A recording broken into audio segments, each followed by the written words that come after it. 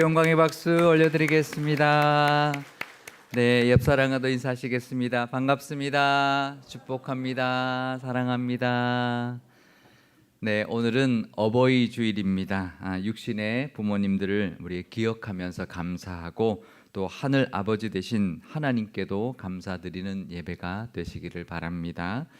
또 우리 교회의 어버이가 되시는 교회 어르신들께도 감사하는 시간이 되면 좋겠습니다. 부모님께 어버이 선물들 하셨나요? 네, 어버이날 어버이 선물들 하셨죠? 네, 선물하신 분들도 계시고 이제는 안 계셔서 받으시기만 하신 분들도 계실 텐데요. 어버이날 선물 어떤 선물 가장 좋아하실까요? 보통 해마다 설문조사를 합니다. 네, 결과가 비슷하더라고요. 6위부터 보겠습니다. 6위 카네이션 꽃다발. 이제 요즘 이제 꽃다발뿐만 아니라 비누꽃 같은 이제 오래가는 그런 실용적인 꽃도 이제 인기를 끌고 있는데 우리 교회가 또 우리 교회 학교 아이들이 카네이션 비누꽃을 이제 준비를 했습니다. 그래서 나가실 때 꼭 받아가시기를 바랍니다. 또 교회에서 따로 준비한 또 어르신들 선물도 있습니다. 5위는 뭐냐면요, 차 세트나 자동차 말고요.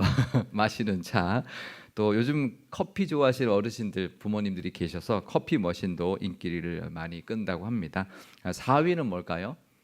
건강가전, 안마의자, 또 안마기, 뭐 조교기 뭐 이런 것들이고요. 3위는 뭘까요? 네, 먹는 거, 과일 세트나 뭐 고기 세트 같은 거고요.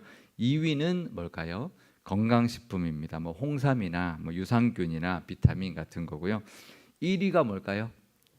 네, 뭐 바로 아시겠죠? 1위는 뭐 지금 뭐 단연 현금이 계속 1위를 차지하고 있습니다. 뭐 상품권을 포함해서 현금을 1위로 이렇게 헌금이네요. 아유, 이거 오타인데 제가 오타한 건 아닙니다. 네, 우리 방송실에서 좀 의도적인 것 같습니다. 네, 1위가 헌금이 아니고요, 현금입니다. 네, 근데 이런 선물들의 전제 조건이 있습니다. 영순위 같은 건데요. 자식이 잘 돼야 이 선물도 고마운 겁니다. 그죠? 잘 돼서 맛있는 것도 사주고, 잘 돼서 뭐 안마의자도 사주고, 뭐 잘 돼서 심지어는 자동차도 바꿔주고, 현금도 막 두둑한 봉투로 넣어줄 때 좋은 거지. 형편도 안 되면서 빚내서 선물한다. 그러면 그 효도가 아니죠, 그죠? 자식이 잘 돼서 이런 선물도 할 수 있는 게 그게 좋은 것입니다. 현금 드린다고 다 쓰실까요? 물론 쓰시겠죠, 그죠? 예, 필요한 데가 있으니까 쓰시긴 쓰시겠지만 현금 다 쓸 부모가 아마 없을 겁니다. 조금이라도 모았다가 부모 노릇하고 싶을 때 쓰시려고 할 텐데요. 또 그 김에 자식 얼굴 한번 더 보는 게 좋은 거죠. 드리는 돈의 액수보다 그거 들고 오는 자식 얼굴 한번 더 보는 게 더 좋은 게 부모의 마음일 것입니다. 그렇지 않나요? 그죠? 뭐 많은 돈을 그냥 현금 송금으로 붙이는 것보다 그래도 적어도 들고 오는 자식 얼굴 한번 더 보는 게 더 기쁨일 겁니다. 살아 계실 때 많이 찾아뵙고 또 함께 많은 시간 보내시는 그런 저와 여러분 되시면 좋겠습니다. 오늘은 민수기의 말씀으로 가데스 바네아에 대하여 은혜를 나눠 보려고 합니다. 가데스 바네아의 사건은 우리가 너무나 잘 아는데요. 이스라엘 백성들이 시내 광야, 시내 산에서 율법을 다 받고 성막도 세웠고 또 진영도 이제는 전투를 해야 되니까 진영도 다 갖추어서 가나안 땅을 향해 출발을 했습니다. 가나안 땅 코앞에 도착한 곳이 바로 가데스 바네아인데요. 지도를 제가 준비해 왔습니다. 이제 이스라엘 백성 출애굽을 해서 이제 시내산까지 쭉 그 시내반도 그 아래쪽에 있는 시내산까지 가서 한 1년을 지내면서 모든 율법을 다 받고 그리고는 이제 가나안 땅을 향해 가는데 가데스 바네아까지 갔습니다. 그러니까 그 가나안 땅 코앞까지 간 거예요. 그 바로 거기만 넘어가면 네게브라는 지역이고 브엘세바가 나오거든요. 그러니까 거기서 진짜 그냥 출국하기만 하면 되는 곳에 도착을 한 거죠. 그래서 모세가 각 지파별로 한 사람씩 정탐꾼을 택해서 정탐을 보냈는데요. 민수기 13장 18절에서 20절 말씀입니다.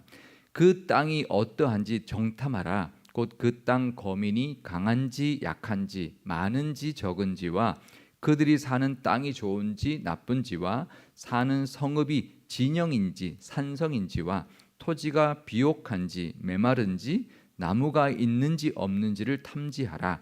담대하라. 또 그 땅의 실과를 가져오라 하니 그때는 포도가 처음 익을 즈음이었더라.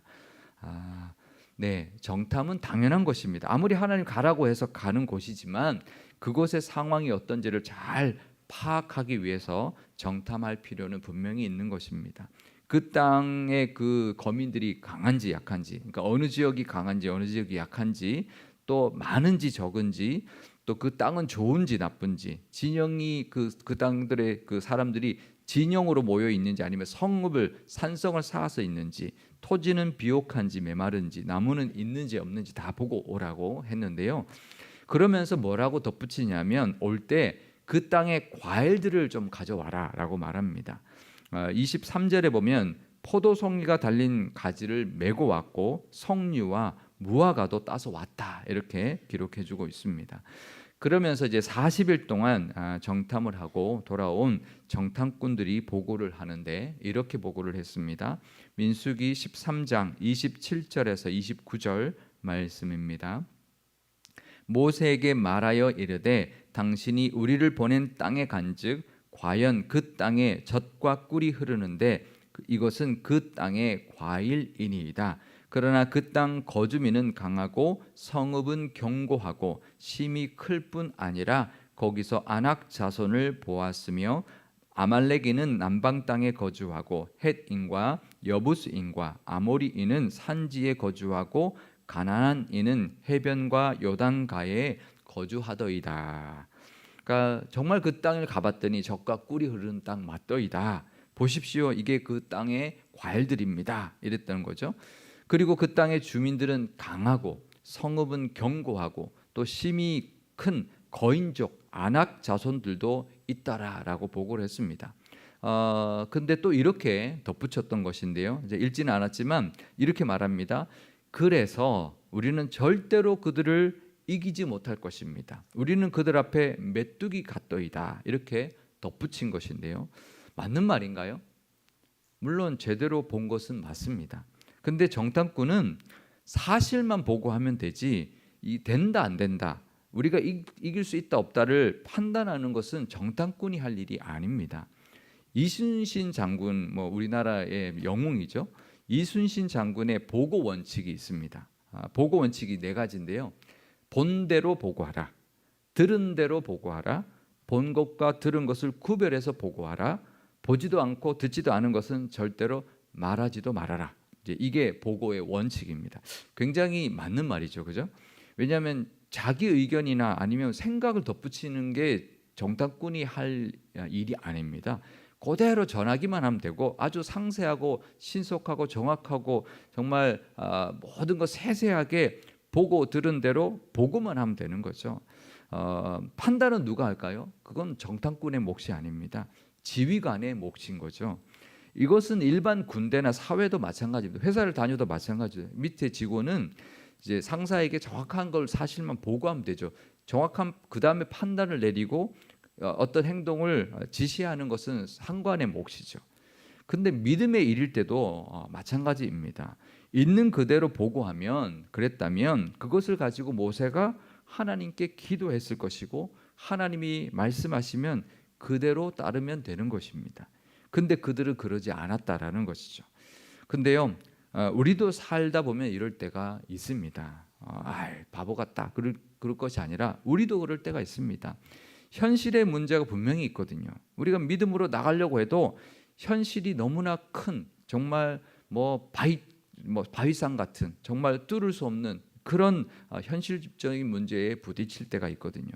아무리 믿음으로 순종하고 가려고 해도 우리의 눈에 보이는 게 있기 때문에 두려울 때가 있는 것입니다. 그러면요, 그래서 쉽지 않을 때가 분명히 있습니다. 그럼 어떻게 해야 될까요? 그럴 때 우리에게 믿음의 증거가 필요합니다. 모세가 참 지혜로웠던 것이 그 땅에 과일을 가져오라 한 것입니다. 왜 가져오라 그랬을까요? 아무리 말로 보고해도 그 땅 열매를 보면 그래도 가시적인 어떤 믿음의 증거가 될 수 있기 때문인데요. 이 열 정탐꾼들도 이렇게 말했죠. 과연 그 땅이 젖과 꿀이 흐르는 땅이 맞더이다. 보십시오. 이게 그 땅의 과일입니다. 이렇게 말을 했거든요. 그러니까 그 말은 하나님이 약속하신 정말 하나님 말씀하신 젖과 꿀이 흐르는 땅이 맞다. 그 증거다. 이렇게 보여준 거죠. 하나님은 그 땅의 성읍이 약하니까 야 충분히 무너뜨릴 수 있어. 그 땅 주민이 약해 빠졌으니까 충분히 이기고 남아. 그러지 않았습니다. 그 땅은 젖과 꿀이 흐르는 땅이다. 그 땅을 너에게 주겠다. 그걸 믿고 나가라. 그러셨던 거죠.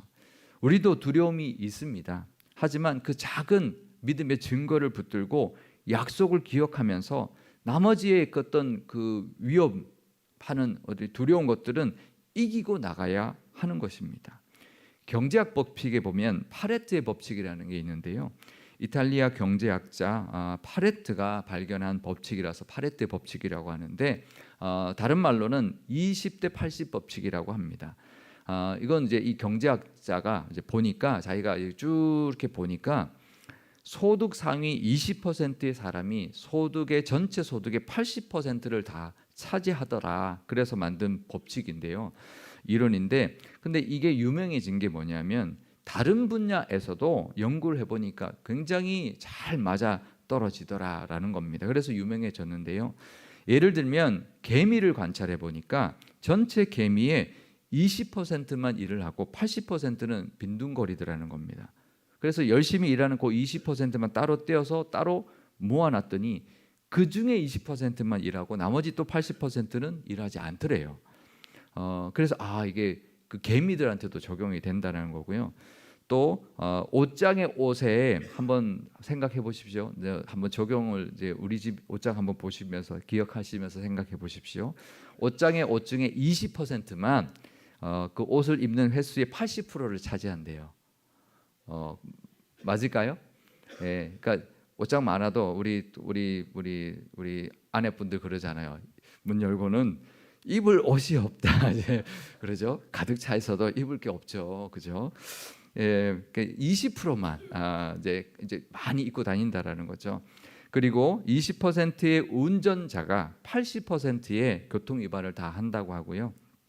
성과의 80%는 근무 시간 중에 딱 집중하는 20%의 그 시간에 다 이루어진다고 합니다. 교회도 비슷한 것 같아요. 그죠? 교인 한 20%가 교회 봉사 한 80%를 다 감당하는 것 같습니다. 정탐꾼 12명 중에 10명이면 83%고요. 2명이면 17%입니다. 그러니까 거의 80대 20이 맞아 떨어지는 거죠. 이 가데스 바네아에서도 이 파레트 법칙이 이제 맞은 건데요. 그냥 우리가 살아가는 인생도 마찬가지입니다. 그렇다면 신앙생활도 분명히 부정적인 요소가 있다. 그게 80%를 차지할 때가 있다라는 것을 알아야 합니다. 그럴 때 20%의 긍정적인 요소로 나머지 80%의 부정적인 요소를 이길 수 있어야 합니다. 그게 믿음입니다. 그냥 다 이길 수 있고 그냥 다 할 만하면 그게 무슨 믿음이겠습니까? 80%를 20%의 어떤 믿음의 증거로 이기며 살아가는 건 그게 믿음인 것이죠. 그러니까 이 가데스 바네아의 이야기는 옛날 이야기가 아닙니다. 우리의 이야기입니다. 3,500년 전에 이스라엘 백성들이 저질렀던 참 어리석다. 그러고 많은 이야기가 아닙니다. 살다 보면 우리도 만나게 되는 그런 사건, 그런 상황이 바로 이 가데스 바네아인 것입니다. 지금 이 시간에도 얼마든지 일어날 수 있는 일이고요.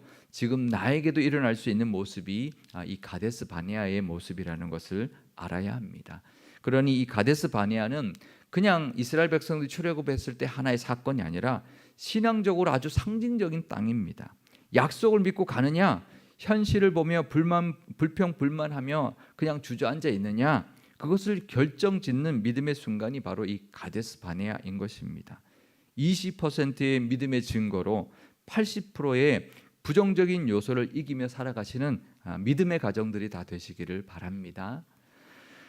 우리 부모님 어버이날이니까 우리 부모님들을 생각해 보면요, 우리 부모님들도 분명히 그럴 때가 있었을 겁니다.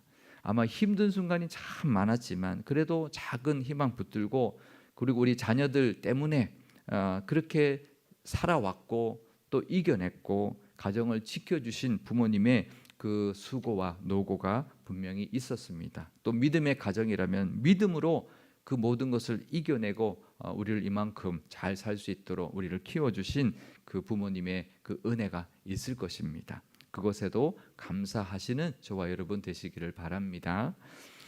열 정탐꾼의 보고를 하면서 자신들이 내린 결론이 이것이었습니다. 민수기 13장 33절 말씀입니다. 거기서 네피림 후손인 아낙 자손의 거인들을 보았나니 우리는 스스로 보기에도 메뚜기 같으니 그들이 보기에도 그와 같았을 것이니라. 그러니까 자기들은 보니까 메뚜기 같더라는 거예요. 근데 이건 이순신 장군 그 보고의 원칙에 비추어 보면 하면 안 되는 말이었죠. 거인족 아낙 자손들도 있더이다. 그까지만 보고했어야죠. 근데 사실 틀린 말은 아닙니다. 객관적인 사실만 딱 보고했어도 듣는 모든 사람들이, 이스라엘 백성 다 들으면서 그 생각을 다 했을 겁니다. 우리는 그들 앞에 메뚜기 같겠구나, 그런 생각이 분명히 들었을 겁니다. 그러면 어떻게 해야 될까요? 그러면 죽었다, 우리는 다 큰일 났다, 뭐 어떡하냐, 싸우다가 다 죽겠구나, 그래야 될까요? 아니죠. 하나님 아버지 도와주세요, 그래야죠. 아니, 이런 것을 가라고 하시나 죽으라고 그러시나? 그러면 안 되는 것이죠. 어느 아버지가 죽으라고 가라는 아버지가 있겠습니까?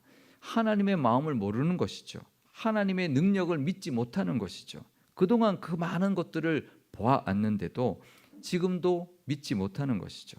그게 바로 불효의 모습일 것입니다. 그러니까 더 하나님께 도움을 구해야 하고 하나님의 도움이 필요합니다. 그래야 하는 것이죠. 예전에 어느 장로님이 이런 말을 하시는 것을 들었습니다. 딸이 하나 있는데 효녀라는 거예요. 근데 효녀라도 너무 효녀라서 어떨 때는 안 좋다는 거예요. 그래서 이게 무슨 뜻이고, 효녀면 그냥 좋은 게 아닐까요? 근데 그 효녀가 뭐라고 하냐면, 그 딸이 다 커서 부모님께 손을 절대로 안 내민대요. 뭐 필요한 거 없냐 그러면 없다고, 다 알아서 하는 거, 걱정하지 말라고. 그러니까 너무 그러니까 좀 섭섭하더라는 거예요. 그래서 어느 날 그 딸 불러놓고 이렇게 말을 했답니다. 야, 아빠 노릇할 재미 하나도 없다. 뭐 아쉬운 소리도 좀 해야 내가 아빠 노릇도 좀 하고 그럴 텐데, 뭐 아쉬운 게 있으면 뭐 사달라고 애교도 좀 부리고 그래야지. 지가 다 알아서 하면 난 뭘로 아빠 노릇하냐, 이제 그랬다는 건데요. 효녀는 맞는데 효녀가 아니다, 뭐 이런 뜻인 거죠. 어떠세요? 내 자식이 좀 그러면 좋겠죠. 근데 좀 그 마음도 이해가 갈 것 같긴 하더라고요.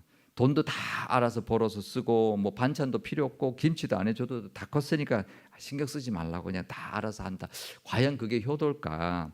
너무 의존을 하는 것도 불효지만 아무것도 필요 없다, 괜찮다, 내가 다 알아서 한다는 것도 좀 부모를 섭섭하게 하는 것도 맞을 것 같다는 생각이 들었습니다. 하나님도 그러실 것 같아요. 너희들 메뚜기 맞아.